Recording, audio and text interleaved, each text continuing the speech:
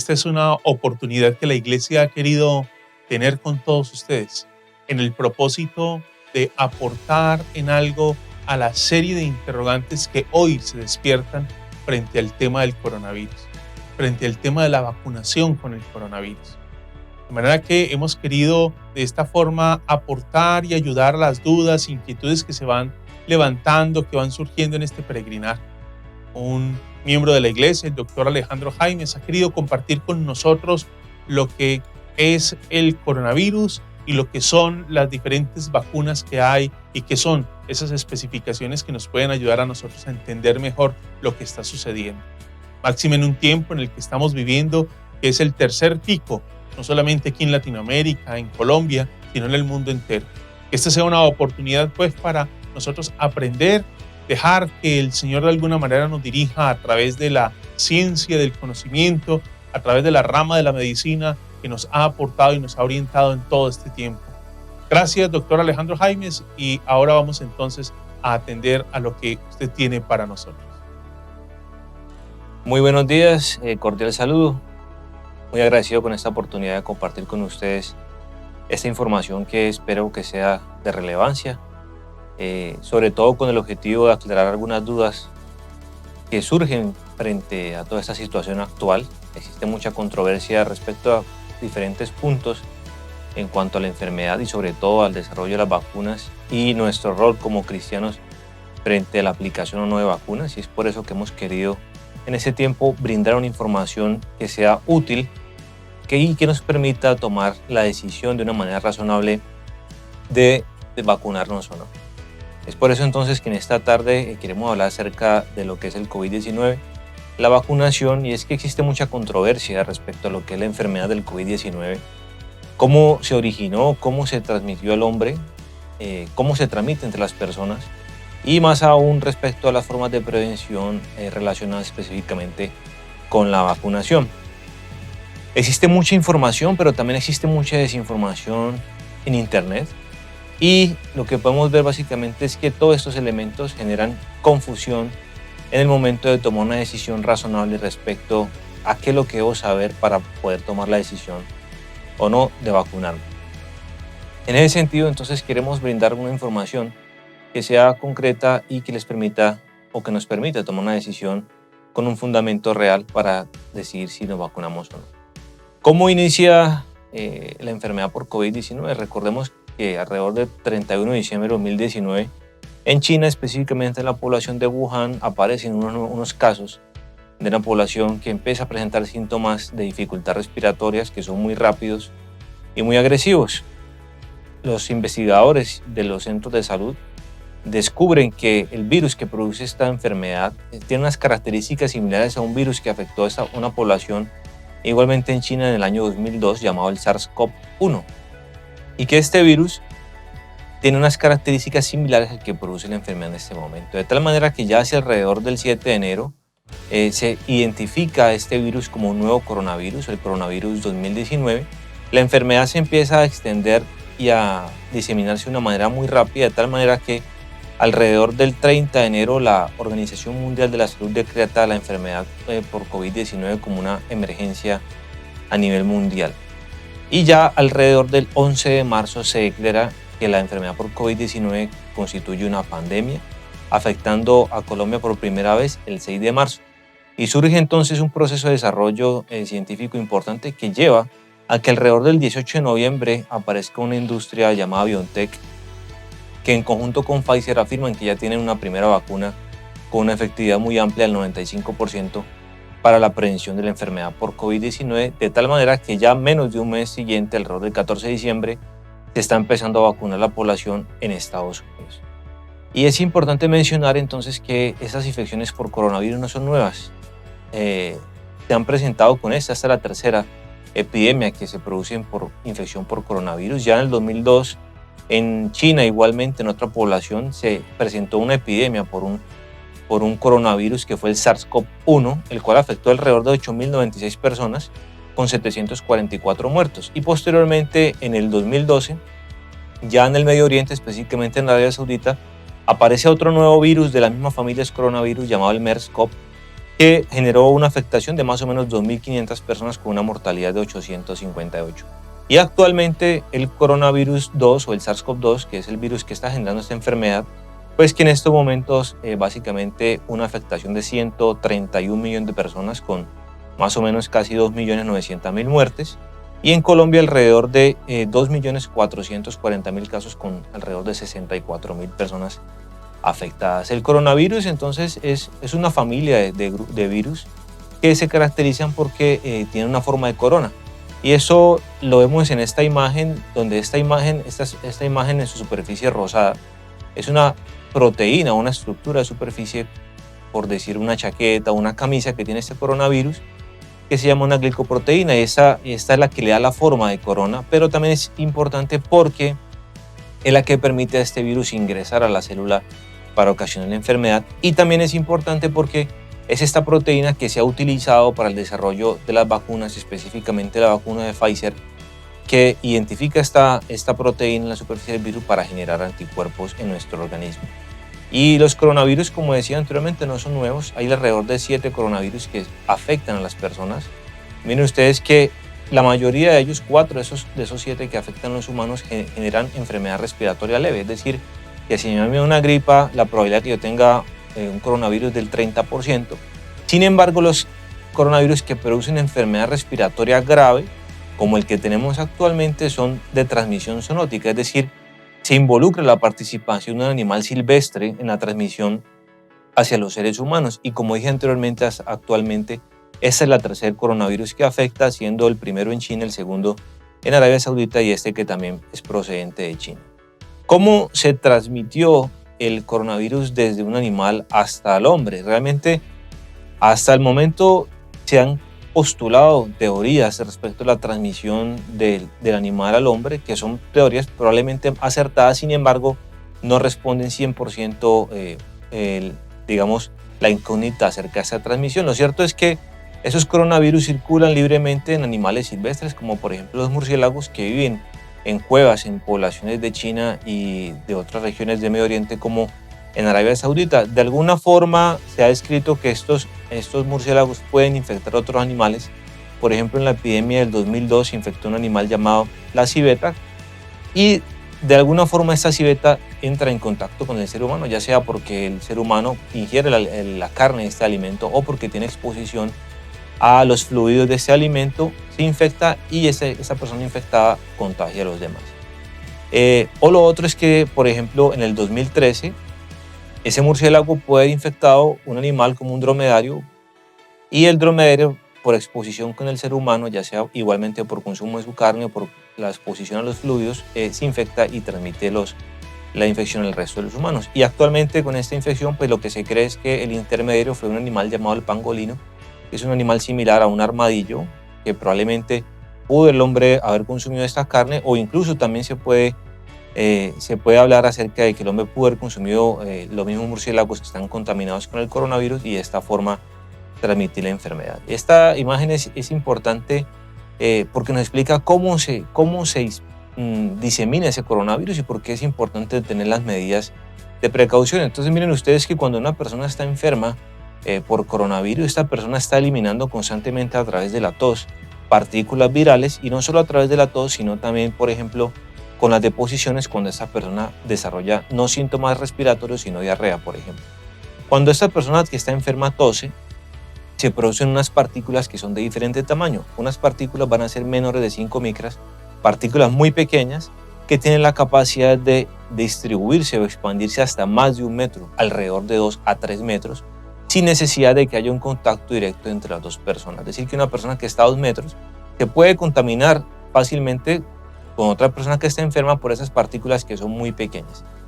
Pero hay otras partículas más grandes, que son partículas de 5 micras, que como son más grandes no tienen la capacidad de distribuirse tan fácil en el aire. Esas partículas alcanzan hasta una distancia de 1 metro, es decir, que pueden contaminar a una persona 1 metro.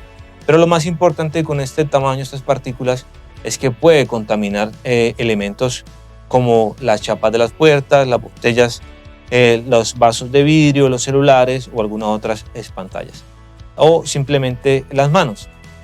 Entonces, cuando esto sucede, Esos elementos que están contaminados, una persona que no está infectada toca estos elementos y de esta forma se contamina. O el tercer mecanismo sería que esta persona utiliza, por ejemplo, un escenario público, un sanitario público, contamina con partículas virales el entorno de ese sanitario público, y otra persona que posteriormente va a utilizar esos mismos servicios se contamina sus manos y luego ingiere las partículas virales a través de la contaminación de su boca. ¿Y cómo entonces se desarrolla la enfermedad en el ser humano? Miren, esta imagen es interesante porque nos muestra que no solo la afectación es del sistema respiratorio, eso es una de las principales manifestaciones, pero también unas manifestaciones que son extrarrespiratorias y otras que son llamadas sistémicas. Dentro del compromiso del sistema respiratorio, usted puede cursar con sinusitis, con rinitis, con pérdida del olfato, con dolor de garganta o sencillamente con producción de moco por la nariz que se llama rinorrea. Puede tener dolor de garganta, pérdida del sabor, y ya si tiene un compromiso de los pulmones puede presentar tos, dificultad para respirar, expectoración, dolor de pecho y puede evolucionar a las neumonías, que es lo que produce la mortalidad. Pero también hay otras causas que no son respiratorias. Por ejemplo, el mareo, el dolor de cabeza, la alteración del estado de conciencia, es decir, la persona se siente confundida, confusa, se desorienta, o sencillamente dolor muscular, dolor articular, malestar general, dolor de cuello, dolor de espalda, diarrea, náuseas o vómitos, o incluso síntomas como escalofríos, fatiga, malestar general o fiebre. Lo cierto es que hay un grupo de pacientes o grupo de personas más bien que pueden estar asintomáticos completamente y aún así estar infectados por este virus. Y esta imagen es muy importante porque nos muestra cómo este virus, este coronavirus o esta enfermedad por COVID-19 afecta de manera diferente a las personas dependiendo del grupo etario. Entonces, si ustedes ven acá, vemos que los niños menores de 10 años o las personas en general se consideran jóvenes menores de 50 años, la probabilidad de que estas personas tengan una enfermedad leve es muy alta, 81%. Van a manifestar síntomas leves, fiebre, fatiga, tos. Puede tener algunos pacientes, sobre todo los cercanos a los 50 años, desarrollan neumonía, pero la mayoría de estas personas va a tener una resolución espontánea de sus síntomas. Sin embargo, cuando vemos las personas mayores de 60 años, la mayor o una probabilidad alta de complicaciones puede alcanzar hasta el 14%, es decir, la probabilidad que desarrollen complicaciones está cercana al 14%. Estas personas tienen mayor riesgo de ser admitidos o hospitalizados en cuidado intensivo. Y cuando vemos a las personas mayores de 68 años, que son uno de los grupos de mayor riesgo, vemos entonces que estas personas tienen una probabilidad mucho más alta, no solo de complicarse, sino de morir, alrededor del 5%. Es decir, que si 100 personas, mayores de 68 años adquieren la infección por coronavirus, 5 de ellos se van a morir. ¿Por qué se van a morir? Por falla respiratoria o por compromiso cardíaco. Y esta parte inferior de la imagen es muy interesante porque nos muestra cómo esos primeros 5 días, incluso hasta los primeros 14 días de la enfermedad, la persona puede ser asintomática, pero puede perfectamente a transmitir el virus. Alrededor de los 8 días, más o menos entre 7 a 14 días, las personas van a desarrollar una enfermedad de síntomas leves, pero ya en las personas mayores de 68 años, alrededor del día 18, van a desarrollar una enfermedad severa. Existen unos factores de riesgo para desarrollar enfermedad severa por el COVID-19, obviamente las personas mayores de 65 años, o en general las personas que sufren de alguna enfermedad crónica, hipertensos, diabéticos, obesos, personas con enfermedad renal crónica, enfermedades hepáticas, enfermedades neurológicas como epilepsia, las personas que utilizan cigarrillo, que tienen alteraciones hematológicas o las mujeres embarazadas. Ahora bien, con ese contexto entonces vamos a ver sobre las vacunas, y resulta que las vacunas han sido uno de los grandes hitos del desarrollo médico.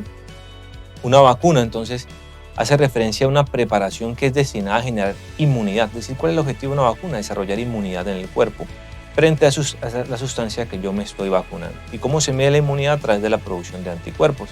Entonces, las vacunas han, como decían, marcado un hito importante del desarrollo de la ciencia. Las debemos gracias a un doctor llamado Edward Jenner, quien fue uno de los pioneros del desarrollo de las vacunas y principalmente contribuyó al desarrollo de la vacuna contra la viruela. Fue tal su impacto que hoy en día no tenemos viruela, se considera eliminada o erradicada la viruela desde 1980 por la Organización Mundial de la Salud. ¿Y cómo funciona una vacuna? Esto es muy sencillo, pues aparentemente es sencillo. Y es que todos tenemos una huella digital que es única, nadie tiene dos huellas digitales iguales. Igualmente, estos virus, estas bacterias tienen una huella digital que en este caso se llama un antígeno. Entonces, lo que hacen esas personas en el laboratorio es extraer esa huella digital de ese virus, de esa bacteria, e incorporarla a algo que les permita transportar esa huella digital al interior del organismo para que nuestro sistema inmune reconozca esa huella digital, y así como cuando nosotros pasamos por un lector de huella digital, ponemos nuestra mano y inmediatamente aparece la información de quién soy yo. Asimismo, esa huella digital, cuando ingresa al organismo, el cuerpo tiene la capacidad de identificar fácilmente ese virus o esa bacteria a la cual yo me he vacunado. Estas imágenes se las quiero mostrar porque nos demuestran cuál ha sido la importancia a través de los años de la utilización de las vacunas en diferentes enfermedades. Tétano neonatal, el cual es una enfermedad que es mortal en los niños. Ven ustedes en la introducción de la vacuna cómo los casos de tétanos han disminuido de manera importante, que es mucho más marcado en la poliomielitis. Por ejemplo, la poliomielitis es una enfermedad que hoy en día afortunadamente no vemos. La introducción de la vacuna de poliomielitis ha hecho que prácticamente hoy no veamos poliomielitis, al igual que, por ejemplo, la vacunación en las mujeres embarazadas que previene el desarrollo de enfermedades como la rubéola congénita, que produce ceguera y produce sordera. Las vacunas previenen la mortalidad en las personas. Miren ustedes, en general 32.000 muertes se van a prevenir en los próximos 10 años por vacunas, y en niños menores de 5 años aumenta hasta 64.000 la prevención de muertes tan solo por la utilización de vacunas. En cuanto a las vacunas ya específicamente del COVID, entonces al momento se tienen autorizadas por la FDA, que es la empresa o el organismo que autoriza los medicamentos y vacunación en general en Estados Unidos. Hay 8 vacunas autorizadas, de las cuales son las que estamos mostrando acá. Inicialmente pues la vacuna de Johnson & Johnson, y aquí vemos el porcentaje de efectividad que tiene cada una de ellas. Johnson & Johnson 77%, en Latinoamérica 66%, una vacuna que requiere una sola dosis. Vacuna AstraZeneca, desarrollada por la Universidad de Oxford, una efectividad del 70.4%, requiere 2 dosis. Otras vacunas como Novavax, con una efectividad del 89%, igualmente requiere dosis con intervalo de 3 semanas. Sputnik 5, una vacuna desarrollada por los rusos, una efectividad muy buena, 91%, con 2 dosis. Sinovac, una vacuna china, que ha demostrado una efectividad variable por encima del 90%, también con 2 dosis. Y la que actualmente pues, se está aplicando más en Colombia, que es la de Pfizer BioNTech, 95% de efectividad con 2 dosis. Moderna, 94% con 2 dosis. En Colombia, entonces, en ese momento se está aplicando la vacuna de Sinovac, la vacuna de BioNTech, y ya se empezó a aplicar la vacuna de AstraZeneca. Efectos adversos se han presentado, ese es uno de los temores que enfrenta la población, pero la mayoría de estos efectos adversos han sido locales, efectos como dolor, enrojecimiento, inflamación, y algunos de ellos un poco más severos: fatiga, cefalea, dolor muscular, fiebre, vómitos o inflamación de ganglios. Dentro de los efectos adversos graves se han presentado principalmente reacciones alérgicas severas. Sobre todo se ha descrito 11 casos por cada millón de vacunas de Pfizer, 2.5 casos por cada millón de vacunas de Moderna, pero existen unas recomendaciones al respecto de eso. Entonces, ¿cuáles son los puntos clave respecto a la vacunación que debemos tener presentes si decidimos tomar la decisión de vacunarnos? Esto es un consenso de la Sociedad Colombiana de Infectología, donde nos dicen que si usted se vacuna con las 2 dosis que requiere hasta el momento las vacunas que están aplicando aquí, probablemente va a desarrollar inmunidad y no va a requerir dosis adicionales. Por el momento, si es menor de 16 años, no está indicado la vacunación. No hay estudios que avalen la vacunación en personas menores de 16 años. A partir de los 16 años en adelante se pueden vacunar. Igualmente, las mujeres gestantes, por el momento no hay recomendaciones respecto a la vacunación. Se cree que es segura, pero todavía los estudios no han demostrado que se pueda aplicar en esta población. No así para las mujeres lactantes, las cuales no tienen problemas ni contraindicaciones para la vacunación. Mujeres que están en etapa de lactancia pueden vacunar si no tienen ningún tipo de problema.